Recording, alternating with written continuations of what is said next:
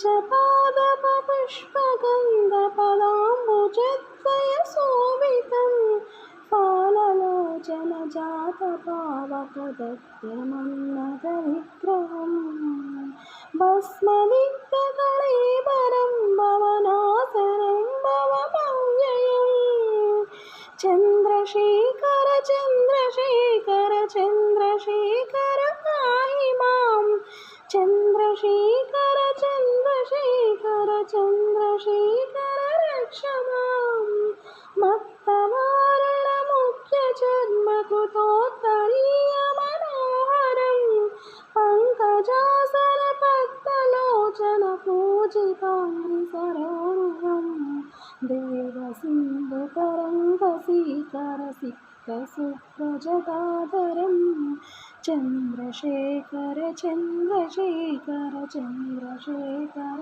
पाहि मां चन्द्रशेखर चन्द्रशेखर चन्द्रशेखर रक्ष माम्।